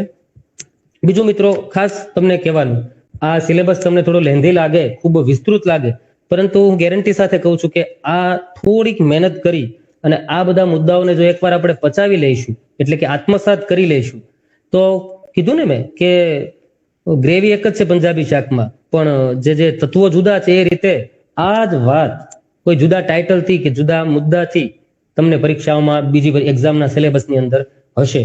તો આ આખી પેટર્ન સમજી અને એકવાર આપણે વ્યવસ્થિત નોટ્સ બનાવીને આ મુદ્દાઓનું જો રિવિઝન કરી લઈએ તો કોઈ પણ એક્ઝામ આપણે સારી રીતે ક્રેક કરી શકીએ. તો પછી આજે મેં વાત કરી રાજ્ય વ્યવસ્થા, બંધારણ, સામાજિક ન્યાય અને જે આંતરરાષ્ટ્રીય સંબંધોની વાત કરી, તો એની અંદર બંધારણ, ભારતીય બંધારણ છે એનો ઉદ્ભવ, એના જે લક્ષણો છે, આમુખ, મૂળભૂત અધિકારો, ફરજો, પછી માર્ગદર્શક સિદ્ધાંતો, બંધારણીય સુધારા, મહત્વની જોગવાઈ, અને આ બધી જ જે બાબત છે એ આ અંતર્ગત આવી શકે. ત્યારબાદ સંઘ અને રાજ્યના કાર્યો અને જવાબદારીઓ, સંસદ અને રાજ્ય વિધાનમંડળ છે, માળખું, કાર્યો, એની સત્તા, વિશેષ અધિકારો, પછી બંધારણીય સંસ્થાઓ, સત્તા, કાર્યો અને એની જે જવાબદારી છે એ બધી વાત આ અંતર્ગત. આ પંચાયતી રાજ, આ મુદ્દો બહુ મહત્વનો છે, એની પણ માહિતી આમાં માગે છે લોકો. જાહેર નીતિ અને શાસન, શાસન ઉપર ઉદારીકરણ, ખાનગીકરણ, વૈશ્વિકરણના જે પ્રભાવો છે, પછી વૈધાનિક, નિયમનકારી અને અર્ધ ન્યાયિક જે સંસ્થાઓ છે, અધિકાર સંલગ્ન મુદ્દાઓ, દાખલા તરીકે માનવ અધિકાર, સ્ત્રીના અધિકાર, એસસી એસટી અધિકાર, બાળકોના અધિકાર, આ બધા મુદ્દાઓને ધ્યાનમાં રાખી અને પ્રશ્નો આવી શકે. ભારતની વિદેશ નીતિ, પછી કેન્દ્ર અને રાજ્ય સરકારની અગત્યની નીતિ અને જે કાર્યક્રમો છે એની માહિતી પણ આપણી પાસે હોવી જોઈએ. પછી સામાન્ય બૌદ્ધિક ક્ષમતા ને લગતા મુદ્દાઓ. જો મિત્રો હજી આપણે આની પછી યુપીએસસી ની પણ વાત કરશું, એટલે સમય આપણી પાસે ઓછો છે અને ઘણી વાત કરવાની છે, એટલે થોડુંક હું આ જે મુદ્દાઓ છે એ સ્કીપ કરી ઝડપથી તમારી સમક્ષ રજૂ કરી રહ્યો છું. તો જે આ જ મુદ્દાઓ તમને યુપીએસસી માં પણ કામમાં આવવાના છે, પરંતુ એનું પેટર્ન, એનું માળખું છે એ મોટા ભાગે આ જીપીએસસી અને યુપીએસસી નું સરખું જ છે, પરંતુ એનું જે સ્તર છે, કઠિનતા મૂલ્ય એ થોડુંક વધારે હોય છે, અને એ હિન્દી અથવા ઇંગ્લિશમાં પેપર સેટ થતા હોય છે, પણ તમે ગુજરાતીમાં પેપર લખી શકો. આ આપણા ગુજરાતીઓ માટે બહુ મહત્વની જે બાબત છે. તો આ પેપર ભલે હિન્દી અથવા ઇંગ્લિશમાં સેટ થાય, પરંતુ ઘણીવાર હિન્દી ઇંગ્લિશમાં આપણી અભિવ્યક્તિ ગુજરાતી જેવી ન હોય એવું પણ બને. તો આપણા ઘણા બધા વિદ્યાર્થીઓ એમાં નિષ્ફળ જતા હતા, પરંતુ હવે આ પેટર્નની અંદર આપણે સફળ થઈ શકીએ. કારણ કે દાખલા તરીકે પ્રશ્ન ભલે હિન્દીમાં હોય કે મોહેંજો-દડો કી સંસ્કૃતિ કે બારે મેં બતાઈએ, આપ ક્યાં જાનતે હૈ, આવો સવાલ પૂછે તો તમે લખી શકો મોહેંજો-દડોની સંસ્કૃતિ આ છે, જે મુદ્દા તમે ગુજરાતીમાં લખી શકો. તો વાત તો એ જ આવી કે જેની વર્ણનાત્મક શક્તિ, જેની અભિવ્યક્તિ, જેની મૌલિકતા સરળ અને સરસ છે, એ લોકોને સફળતા મળવાની. ગુજરાતીના પેપર પૂરતી જ આ મૌલિકતા કામમાં આવશે એવું નથી. આજે બીજા બધા જ પેપર, જે મેઇન્સના, જે ઓબ્જેક્ટિવ નહીં પણ જે ડિસ્ક્રિપ્ટિવ છે, એ દરેક પેપરમાં તમારી જે અભિવ્યક્તિ છે એ તમને ખૂબ જ સારા માર્ક્સ અપાવશે. એન્જિનિયરિંગના વિદ્યાર્થીઓ, એમબીબીએસ કે એ સાયન્સના વિદ્યાર્થીઓ છે, એ પણ જ્યારે તમે યુપીએસસી વિશે આપણે વાત કરશું ત્યારે તમારે ઓપ્શનલ એક વિષય પસંદ કરવાનો હોય, તો ગુજરાતી લિટરેચર સાથે આ એન્જિનિયરિંગ અને સાયન્સના વિદ્યાર્થીઓ પણ સફળ થાય છે. તો એ અભિવ્યક્તિના કારણે એ આમાં મેદાન મારી જાય છે. તો એ બાબત આમાં ખાસ ધ્યાન રાખવાની છે. તો જે સામાન્ય બૌદ્ધિક ક્ષમતા છે એને લગતા પણ પ્રશ્નો આ પ્રિલિમ્સમાં તમારે આવે છે. પછી સરેરાશ, મધ્યક, મધ્યસ્થ, બહુલક, આ તો સાયન્સના ગણિત સાથે જ જોડાયેલા મુદ્દા છે. એટલે તમને મેં શરૂઆતમાં વાત કરીને કે એન્જિનિયરિંગના વિદ્યાર્થીઓ આમાં સફળ એટલા માટે થઈ શકે કે આ બધું જ એમને જોયેલું હોય છે. ઘડિયાળ, કેલેન્ડર, પછી ઉંમર સંબંધિત જે પ્રશ્નો છે, આકૃતિ, વેન આકૃતિ, એને આધારે કોયડા, કૂટ પ્રશ્નો હોય છે, એ બધા આમાં હોય છે. સંબંધ વિષયક પ્રશ્નો, બ્લડ રિલેશનના જે પ્રશ્નો છે એ હોઈ શકે. ઘાત, ઘાતાંક, વર્ગ, વર્ગમૂળ, ઘનમૂળ, લસા, ગુસ્સા, જે બેઝિક તમે તો એ બધું શીખી અને એનો ઉપયોગ તમારા અભ્યાસમાં વારંવાર કરતા હશો. તો એ જ મુદ્દા બધા છે. સમય, કાર્ય, સમય અને અંતર, પેલી ટ્રેનના સવાલ હોય કે કેટલી મિનિટમાં કેટલી સેકન્ડમાં અંતર કાપે છે, ઝડપ ને અંતરની જે વાત છે. પછી ઘન ને સિલિન્ડર, શંકુ આકાર ને ગોળાકાર ને પાસા, પેલા ડાયસ ને એને લગતા બધા પ્રશ્નો, રિઝનિંગ ને લગતા આમાં હોય છે. રેખા, ખૂણો, પછી ચતુર્ભુજ, લંબગોળ, સમાંતર બાજુ ચતુષ્કોણ ને સમભુજ ચતુષ્કોણ ને એ બધા જ મુદ્દા આની અંદર જે આર્ટ્સના વિદ્યાર્થીઓ છે એને થોડી અઘરી પડશે આમાં, પણ જે એન્જિનિયરિંગના વિદ્યાર્થી, સાયન્સના વિદ્યાર્થીઓ જે છે એમને આ ખૂબ જ સરળ થઈ જાય એવા મુદ્દાઓ છે. તો આ વાત કરી આપણે પેપર 1 ની જે ઓબ્જેક્ટિવ હેતુલક્ષી છે તો એની અંદર આટલા મુદ્દાઓ આવે. હવે એમાં ને એમાં પેપર 2 છે જે ઓબ્જેક્ટિવ જ છે, એની અંદર પણ જુદું થોડુંક પેટર્ન માળખું છે.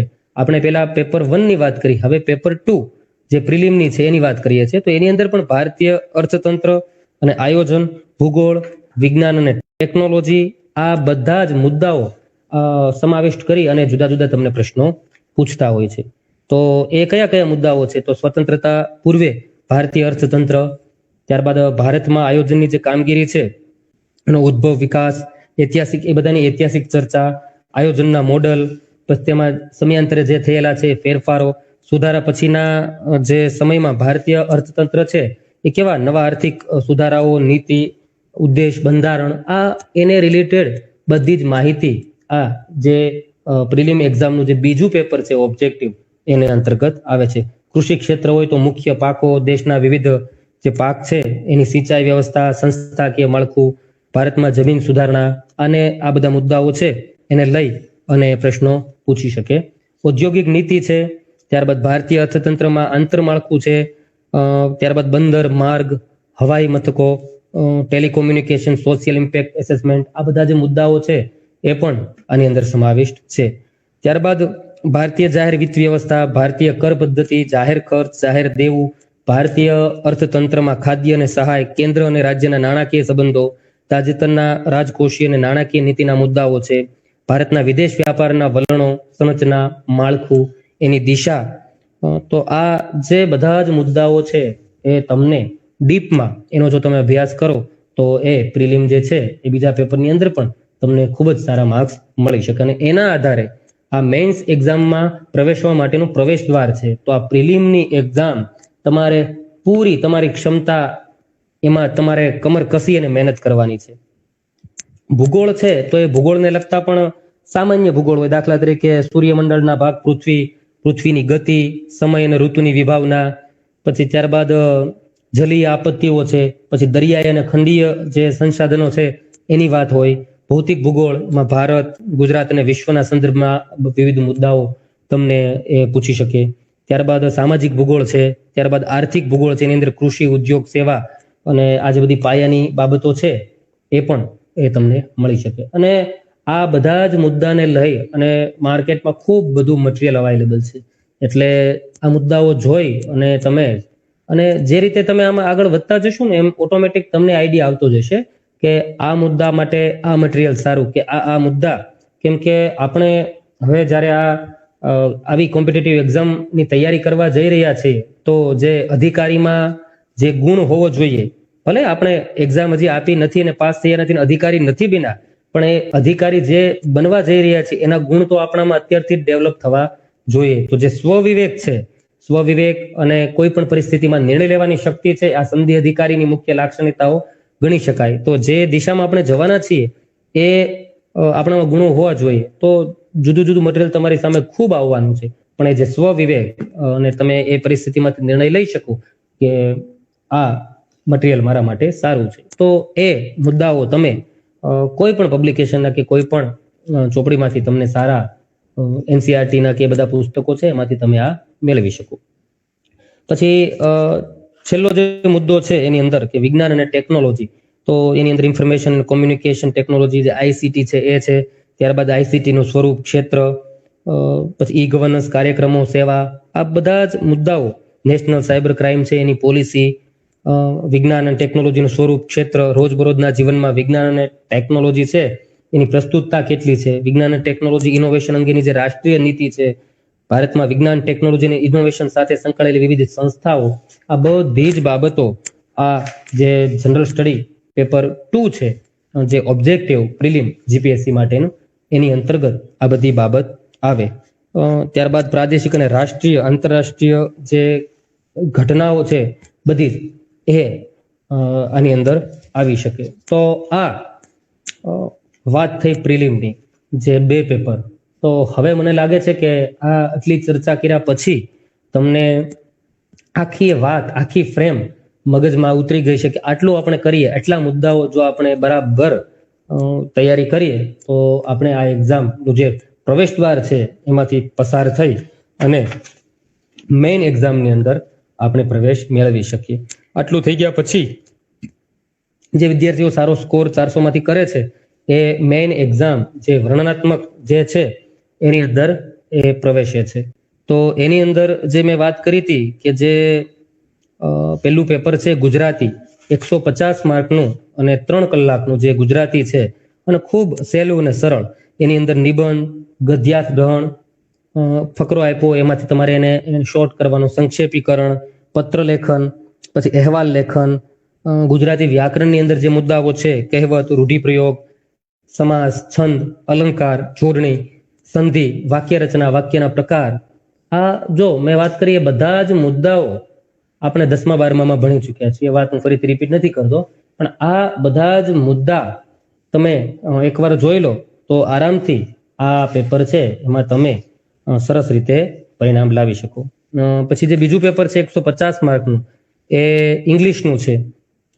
હવે આપણે મેઇન એક્ઝામની વાત કરીએ છીએ. પ્રિલિમની પૂરી થઈ ગઈ, મેઇનની અંદર ગુજરાતી અને ઇંગ્લિશનું જે ડિસ્ક્રિપ્ટિવ વર્ણનાત્મક છે, વારે વારે રિપીટ એટલા માટે કરું છું કે બધું ભેગું ના થઈ જાય. તો આ જે આખું પેપર છે એ ઇંગ્લિશમાં, એમાં નિબંધ છે, લેટર રાઇટિંગ છે, પછી જે રિપોર્ટ રાઇટિંગ છે, ત્યારબાદ ફોર્મલ સ્પીચ અને આને લગતા જે ઇંગ્લિશ ગ્રામરના જે સામાન્ય મુદ્દાઓ છે, ટેન્સ, વોઇસ, પછી ડાયરેક્ટ ઇનડાયરેક્ટ છે, આ બધા જ મુદ્દાઓ ટૂંકમાં 10-12 સુધીના જે સામાન્ય બધા મુદ્દાઓ છે એને જો તમે સારી રીતે ફરીથી રિવિઝન કરી લો તો આમાંથી તમે આરામથી નીકળી શકો. હવે જે નિબંધનું પેપર છે એ પણ સમય 3 કલાક છે ને 150 માર્કનું છે. તો એની અંદર સાંપ્રત જે તાજેતરની ઘટનાઓ છે એને લગતું કે સામાજિક રાજનૈતિક જે બાબતો છે, સામાજિક આર્થિક બાબતો છે, સામાજિક પર્યાવરણ જે એને લગતી પર્યાવરણીય બાબત છે, નાગરિક જાગૃતતા અંગેના મુદ્દા છે, ચિંતનાત્મક મુદ્દા છે, સાંસ્કૃતિક અને ઐતિહાસિક પાસાઓ છે. આ બધા જ મુદ્દાઓને આવરી કોઈ નિબંધ તમને એ પૂછી શકે. તો આ પૂછવાનું કારણ તમારું નોલેજ સાંપ્રત કેવું છે, તમારી અભિવ્યક્તિ કેવી છે અને આટલા સમયની અંદર તમે એને કેવો ન્યાય આપી શકો છો એ ચકાસવાનો એ આખો ઉપક્રમ હોય છે. તો એ જે પેપર છે એ આ રીતનું 150 માર્કનું વર્ણનાત્મક હોય છે. ત્યારબાદ જે સામાન્ય અભ્યાસ 1 જે મેં વાત કરી હતી એ પેપર આવે છે અને એની અંદર પણ હવે જો મિત્રો અહીંયા તમને જે પ્રિલિમમાં છે એ ઘણા મુદ્દા ઉપયોગી થશે. જે પ્રિલિમના જે જનરલ સ્ટડી 1 અને 2 હતા એ જ મુદ્દાઓ ઘણા આમાં રિપીટ થાય છે. તો જો એ તમે સારી, મેં વાત કરી હતી ને કે ભલે ઓબ્જેક્ટિવ રહ્યું પણ તમે ડિસ્ક્રિપ્ટિવ કક્ષાની તૈયારી કરશો તો તમે એ આરામથી એમાં સફળતા મેળવી શકશો. અને એ જ મુદ્દાઓ મોટા ભાગના એ જે જનરલ સ્ટડી 1 છે એની અંદર ભારતનો જે ઇતિહાસ છે એની અંદર રિપીટ થાય છે. ભારતમાં સિંધુ ખીણની સંસ્કૃતિ, ઉત્ખનન કરાયેલા સ્થળો, એના મુખ્ય લક્ષણો, વૈદિક સમય, જે પેલા જૈન ધર્મ અને બૌદ્ધ ધર્મ, નંદ રાજવંશ, એ બધા મુદ્દાઓ છે. વિદેશી મુસાફરોના ભારતના જે પ્રવાસના વૃત્તાંતો છે એ વાત આવે. પ્રાચીન ભારતના મહત્વના જે રાજવંશો છે, મૌર્ય, શુંગ, સાતવાહન, કુષાણ, ગુપ્ત, ચાલુક્ય, રાષ્ટ્રકૂટ, વિજયનગર, પલ્લવ, ચોલ, આ બધા જે છે એમનું વહીવટી તંત્ર, કલા અને જેનું સ્થાપત્ય, સાહિત્ય જે બધું છે એ આમાં આવી શકે. ત્યારબાદ છે અમુક મુદ્દાઓ એવા છે કે જે બધી જ જગ્યાએ તમને ઉપયોગી થશે. ભક્તિ આંદોલન, સૂફીવાદ આપણે વાત કરી હતી એ છે. મુઘલ સામ્રાજ્ય, મરાઠા સામ્રાજ્યનો ઉદય, ભારતમાં રાષ્ટ્રવાદના ઉદય માટે જવાબદાર પરિબળો, આ જે બધા મુદ્દાઓ છે એ તમને આ પેપરમાં ઉપયોગી થશે. પછી સાંસ્કૃતિક વારસો અને ભૂગોળ જે આપણે શરૂઆતમાં વાત કરી, મોટા ભાગના એ જ મુદ્દાઓ છે એ આની અંદર રિપીટ થાય છે. એટલે ફરીથી એ વાત હું નથી કરતો. સાંસ્કૃતિક વારસાની અંદર ટૂંકમાં કહું તો નારી જે સાહિત્ય સર્જકો થઈ ગયા, ત્યારબાદ દરિયાકાંઠાની સંસ્કૃતિ, આદિવાસી સંસ્કૃતિ, ગુજરાતના કળા કસબ, ભારતીય સંસ્કૃતિ તથા પ્રાચીન અર્વાચીન સમય સુધીના તેના કળાના સ્વરૂપો, સાહિત્ય, શિલ્પ અને સ્થાપત્યની જે મુખ્ય લાક્ષણિકતાઓ છે, ભારતીય સમાજની મુખ્ય લાક્ષણિકતાઓ અને વિવિધતામાં એકતાના આ જે બધા મુદ્દાઓ છે એ આ અંતર્ગત આવી શકે. અને જે ભૂગોળની વાત છે એની અંદર પણ સામાજિક અને વસ્તી વિષયક, વય, જાતિ, ગ્રામીણ શહેરી જે સંગઠન છે એને લગતા જે મુદ્દાઓ છે એ આની અંદર આવી શકે. ત્યારબાદ જનરલ સ્ટડી 2 જે પેપર છે એની અંદર ના મુદ્દા પણ જોઈ લઈએ. ભારતીય રાજ્ય વ્યવસ્થા અને બંધારણ, લોક પ્રશાસન અને શાસન, લોક સેવામાં નીતિશાસ્ત્ર, આ બધા મુદ્દા આ અંતર્ગત આવે છે. પછી જે જનરલ સ્ટડી 3 જે છે એની અંદર પણ જે વિજ્ઞાન અને ટેકનોલોજી, ભારતીય અર્થતંત્ર અને આયોજન અને રાષ્ટ્રીય, પ્રાદેશિક અને આંતરરાષ્ટ્રીય જે મહત્વની ઘટનાઓ છે એને અંતર્ગત વાત આવે છે. હવે આ જે મેં જનરલ સ્ટડીના જે પેપર કીધા વર્ણનાત્મક, તો એની અંદર પણ પ્રશ્નોનું માળખું સેટ છે તો તમને વધારે ડીપમાં ઉપયોગી થશે.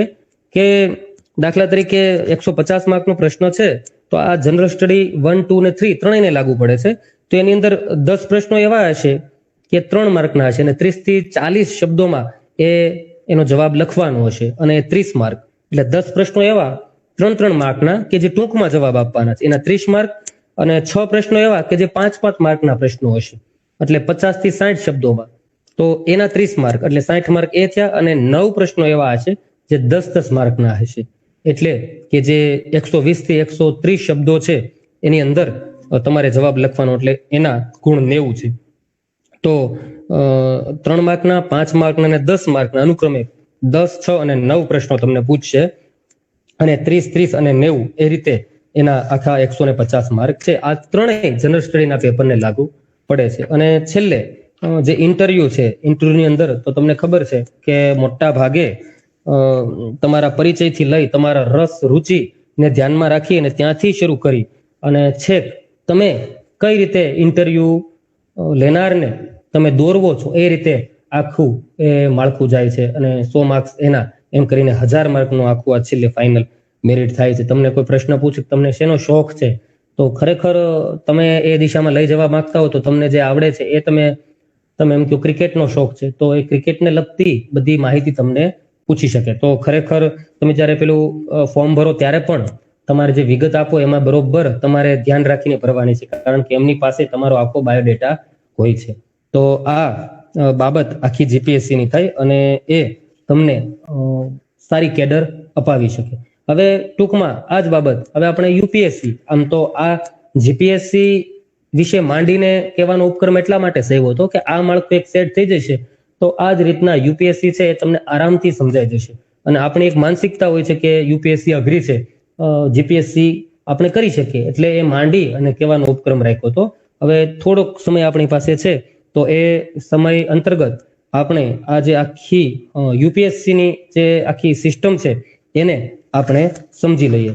તો ખાસ મેં તમને જે પહેલા કીધું એ કે ગુજરાતી માધ્યમના વિદ્યાર્થીઓ પણ સારી રીતે આ પ્રશ્નો ગુજરાતી ભાષામાં લખી ઇન્ટરવ્યુ આપી અને સરસ રીતે એમાંથી પાસ થઈ અને જે આ બહુ મોટી કેડર છે કલેક્ટર કક્ષાની કે એને રિલેટેડ બીજી પોસ્ટ છે એ મેળવી શકીએ.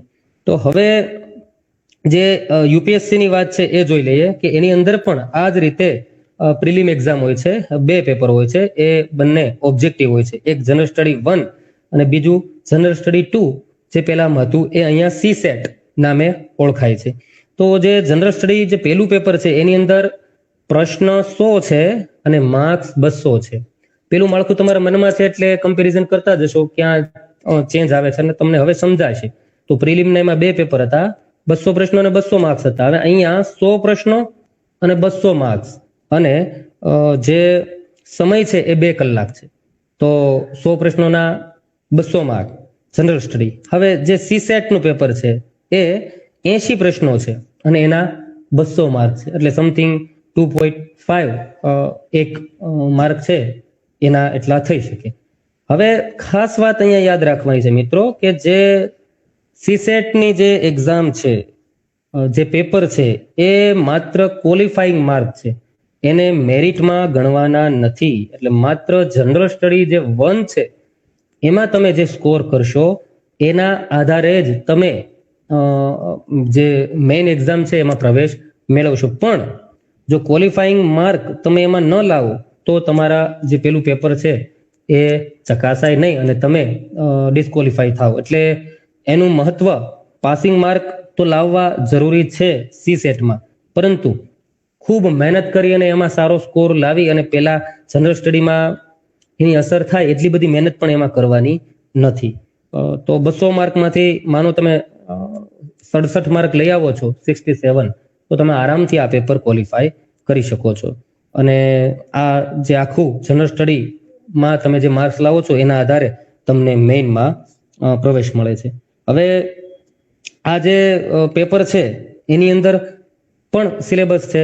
તો જે પેલું પેપર છે એની અંદર ભૂગોળ છે, વિશ્વની ભૂગોળ છે, ભારતીય નીતિ, પંચાયતી રાજ ન્યાયતંત્ર, અર્થશાસ્ત્ર હોય તો ભારતીય અર્થશાસ્ત્રના પાયાના સિદ્ધાંતો, સામાજિક યોજના, પછી એના સામાજિક યોજનાના વિકાસ દ્વારા સામાજિક વિકાસ, તો સસ્ટેનેબલ વિકાસ, તો આ બધા મુદ્દાઓ, સામાજિક વિજ્ઞાન, એની અંદર ફિઝિક્સ, કેમેસ્ટ્રી, બાયોલોજી, ટેકનોલોજી, સાંપ્રત પ્રવાહ, જો આ બધા મુદ્દાઓ તમે રોજબરોજ તમારા વ્યવહારમાં, તમારા અભ્યાસમાં આ મુદ્દાઓથી પરિચિત થાવ જ છો. એટલે તમારા માટે આ પ્રિલિમ ક્રેક કરવી એન્જિનિયરિંગના વિદ્યાર્થીઓ માટે અઘરી છે જ નહીં.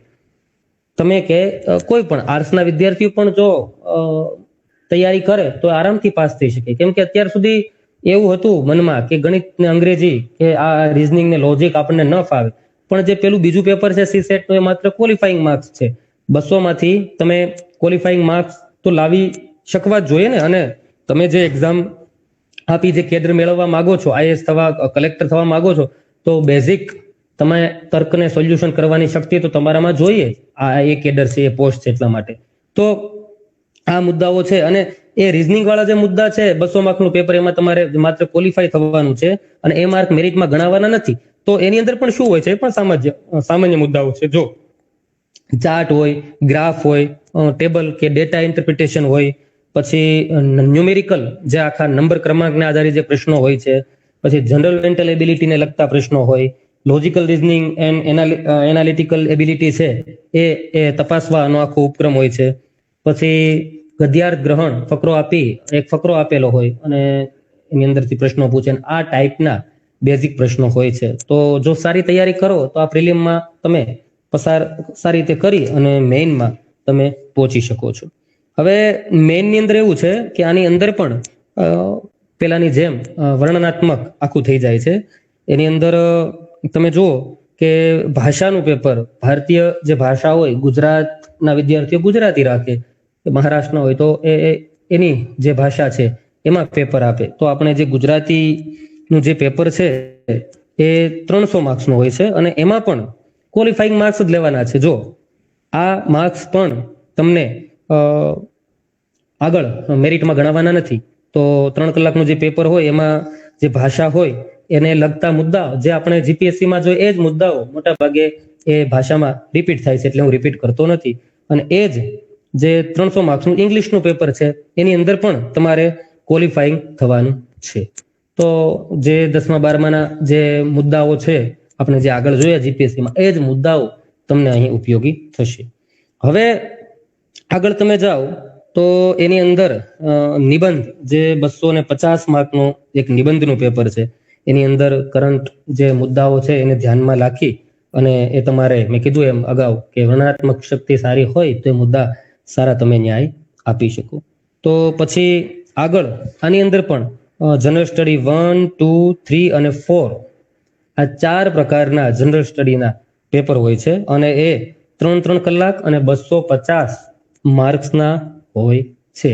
તો આ બધા જ મુદ્દાઓ આપણે જે અગાઉ જોયા એ ટાઈપના જ, અને એ મુદ્દાઓ તમે રિપીટેશન નથી કરતો તો એ બધા જ મુદ્દાઓ પણ થોડું કઠિનતા મૂલ્ય મેં કીધું ને એ વધારે આમાં હોય છે, સરળ નથી હોતા. જીપીએસસી ની કક્ષાએ ખાસું એવું આમાં કઠિનતા મૂલ્ય વધારે હોય છે. તો તમે ભલે ગુજરાતી માધ્યમમાં અથવા હિન્દી માધ્યમમાં પેપર લખવાનું પસંદ કરો છો, પરંતુ આનું મટીરિયલ છે જે યુપીએસસી નું એ મોટાભાગે ઇંગ્લિશ અથવા હિન્દીમાં તમને મળશે. જો તમને એમ લાગતું હોય કે હિન્દી અથવા ઇંગ્લિશમાં હું સરસ રીતે વર્ણન કરી શકું તો તમારે એ માધ્યમ પસંદ કરવું. ગુજરાતીમાં પણ તમે આ પેપર લખી શકો છો. તો તમને એમ લાગે કે હું આ અભિવ્યક્તિ ગુજરાતીમાં કરી શકીશ તો તમારે એ ભાષામાં આનું માધ્યમ પસંદ કરવું જોઈએ. બીજું ખાસ પછી 2 પેપર તમારે ઓપ્શનલ આવે છે જે તમારે પસંદ કરવાના. સબ્જેક્ટિવ પેપર, પેપર 1 અને 2 એ ઓપ્શનલ વિષય હોય છે. એની અંદર તમને જે વિષયમાં રસ હોય એ વિષય તમે પસંદ કરી શકો. એ પણ 250 માર્ક્સના પેપર હોય છે અને એ 3 કલાક હોય છે એમાં. એટલે આ આખું એ ટોટલ 1750 માર્ક્સનું થાય. 1750 માર્ક્સનું આ આખું ટોટલ થાય છે. અને આની અંદર જે ઓપ્શનલ વિષય છે કયા કયા તમે રાખી શકો એ પણ હું તમને ટૂંકમાં કહી દઉં કે જેટલી ભાષાઓ છે, ગુજરાતી, હિન્દી, અંગ્રેજી કે આ બધી ભાષા છે, એમાંથી કોઈ પણ એક લેંગ્વેજ અને એનો ઇતિહાસ અને એ મૂળ સુધી તમે એમએ સુધીનો જેનો સિલેબસ છે એ તમામ આની અંદર, દાખલા તરીકે તમે ગુજરાતી લિટરેચર પસંદ કરો છો, ગુજરાતી લિટરેચર રાખી ઘણા બધા મેં અગાઉ વાત કરી વિદ્યાર્થીઓ સફળ થયા છે. તો એની અંદર સુધારક યુગ, પંડિત યુગ, ગાંધી યુગ, અનુગાંધી યુગ, આધુનિક યુગ અને એ બધા સુધારક યુગના સર્જકો દલપત હોય, નર્મદ હોય, પંડિત યુગના સર્જક હોય ગોધરામ ત્રિપાઠી હોય, ગાંધી યુગના ગાંધીજી, કાકા કાલેલકર, આધુનિક યુગ હોય તો સુરેશ જોશી, ચંદ્રકાંત બક્ષી, ઘણા બધા સર્જકો છે અનુગાંધી યુગ સુધી અને જુદી જુદી કૃતિઓ અને આ બધો જ સિલેબસ જો તમારી ઈચ્છા શક્તિ હોય તો તમને એ અવેલેબલ છે અને તમને નેટ ઉપરથી કે ગમે ત્યાંથી આખી પીડીએફ અને જૂના પ્રશ્નો પણ મળી જાય. તો તમને ખ્યાલ હોય કે આમાં આવું આવે છે તો તમને રસ હોય ગુજરાતી લિટરેચરમાં તો તમે ગુજરાતી વિષય રાખીને પણ આ એક્ઝામ આપી શકો છો. ભારતીય ભાષા અને આજે મેં વાત કરી એ બધી એ ભાષામાંથી કોઈ પણ એક ભાષા તમે રાખી શકો અથવા તમને એમ થાય કે આ બીજા પણ કયા કયા મુદ્દા હશે આમાં તો એ પણ હું એક લિસ્ટ છે તમને કહું. ઇલેક્ટ્રિકલ એન્જિનિયરિંગ છે, બોટની છે, કોમર્સ એન્ડ એકાઉન્ટન્સી છે, કેમિસ્ટ્રી છે, મેનેજમેન્ટ, હિસ્ટ્રી, ભૂગોળ, જીઓલોજી, સિવિલ એન્જિનિયરિંગ છે, physics, medical science, mechanical engineering, mathematical, law, zoology, આંકડાશાસ્ત્ર, સમાજશાસ્ત્ર, પબ્લિક એડમિનિસ્ટ્રેશન, મનોવિજ્ઞાન, પોલિટિકલ સાયન્સ, આ બધા જ મુદ્દા કે જે વિષય છે એને તમે આ તમારો ઓપ્શનલ વિષય છે એ બનાવી શકો છો અને એમાં તમે એક્ઝામ આપી અને જે ઓપ્શનલ 1 અને 2 એ પસંદ કરી અને તમે તમારી કારકિર્દી આ દિશામાં બનાવી શકો છો. અને છેલ્લે જે પહેલામાં 100 માર્ક્સનું જીપીએસસીમાં ઇન્ટરવ્યુ હતું એમ યુપીએસસીમાં છેલ્લે 275 માર્ક્સનું 275. તો આ જે 275 માર્ક્સ છે એનું ઇન્ટરવ્યુ અને ટોટલ 2025 માર્ક છે એના આધારે તમે જેટલા માર્ક્સ લાવો એ આધારે તમને કેડર મળે છે.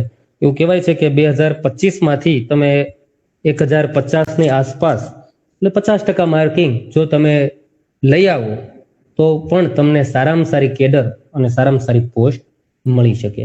તો આ મિત્રો આખી જીપીએસસી યુપીએસસી ની જે આખી પેટર્ન છે એને ધ્યાનમાં રાખી અને મેં મારી વાત કરવાનો પ્રયાસ કર્યો. આશા છે કે આમાંથી તમને કશુંક પ્રાપ્ત થયું હશે અને આમાંથી થોડા ઘણા વિદ્યાર્થીઓને પણ આ કંઈક ઉપયોગી થયું હોય અને એ આ દિશામાં આગળ વધે અને એની કારકિર્દી ઘડશે તો આખોય ઉપક્રમ સાર્થક થયો ગણાશે. ફરીથી પારુલ યુનિવર્સિટી એસી ડિપાર્ટમેન્ટ અધ્યાપક મિત્રો અને આખું જે વિભાગ છે એને આ સરસ ઉપક્રમ કર્યો અને મને અહીં બોલવાની તક આપી એ બદલ ફરીથી આભાર માનું છું. અને ફરીથી એક વાત કહી અને મારી વાત પૂરી કરીશ કે દુનિયામાં કોઈ પણ કામ અઘરું નથી, માત્ર ઈચ્છા શક્તિનો અભાવ હોય છે એના કારણે આપણે કોઈ ધાર્યું લક્ષ્ય પહોંચી શકતા નથી. કંઈ પણ એક લક્ષ્ય નક્કી કરી અને નિર્ધાર કરો અને ધીરે ધીરે દિશામાં આગળ વધો. પડતા આખડતા જે રીતે પેલું કરોળિયો છે એ જાળું બનાવતા માટે કેટલી વાર પડે છે અને ધીરે ધીરે એના લક્ષ્ય તરફ આગળ વધી અને સફળતા મેળવે છે. એ રીતે આપણે ઘડાકા હરીફાઈની વચ્ચે આપણે આપણી જાતને ઘસી અને આગળ વધવાનું છે. તો આ રીતે મહેનત કરશો તો મને આશા છે કે ચોક્કસ આપણને તારું પરિણામ મળશે અને આપણે આપણા કુટુંબનું, પરિવારનું, સમાજનું અને આપણા દેશનું નામ રોશન કરી શકશું. ધન્યવાદ. થેન્ક યુ પિયુષભાઈ, બહુ સરસ માહિતી તમે આપી છે બધાને જીપીએસસી યુપીએસસી લેવલની. અને આશા રાખીએ કે અમારા વિદ્યાર્થી મિત્રો પણ પારુલ યુનિવર્સિટીના દિશામાં આગળ વધે અને એક સારી પોસ્ટ ઉપર પહોંચે. અને ખૂબ સરસ તમે જે ચર્ચા કરી જીપીએસસી યુપીએસસી એ બદલ તમારો ખૂબ ખૂબ ધન્યવાદ. Thank you sir. Thank you. And કરું છું સાહેબ. ઓકે.